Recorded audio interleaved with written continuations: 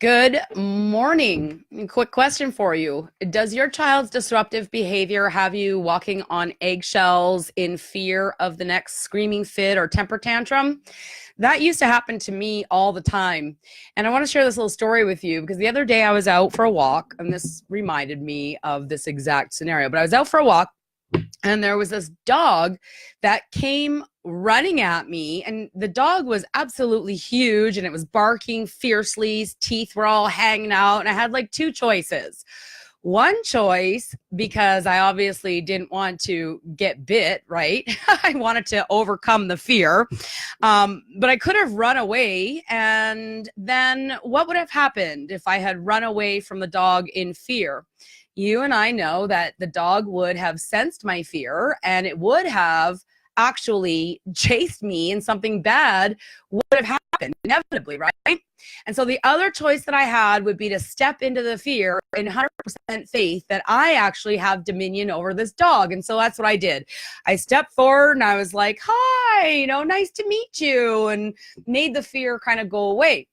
And it's the same thing with our kids, walking around on eggshells around our children because, we want them to behave, and internally we don't want to break their spirit, right? There is this little fine line of making your kids happy and getting them to actually cooperate with you.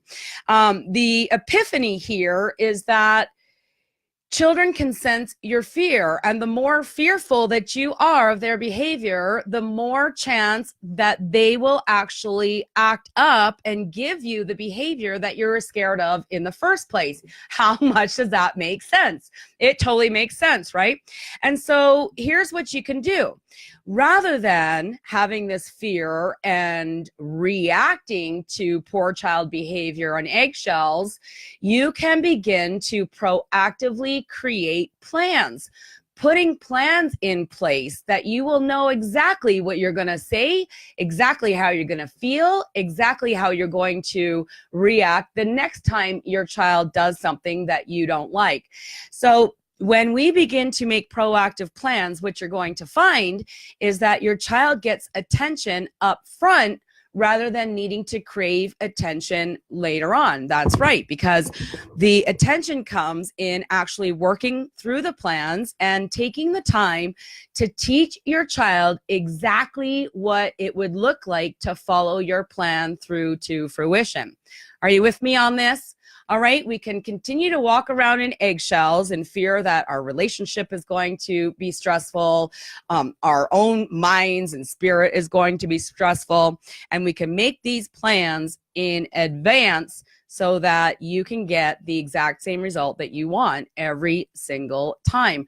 That's what we do in the Creating Champions for Life process. We teach you how to make proactive plans. We actually help families create a master family plan so that mom and dad and even grandma or aunt or whoever is responsible to take care of your children with you can be on the exact same page. It's life transformational when you actually learn to do this. So I strongly suggest go to learntospeakkid.com and just get involved. At least learn about creating champions for life, because I know that you feel like you've tried everything and nothing works to get your kids to listen, but I'm here to tell you that you haven't tried everything because you haven't seen Creating Champions for Life.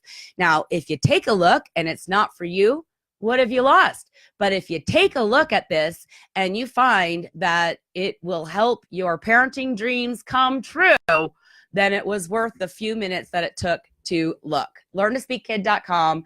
Have a great day. Bye for now.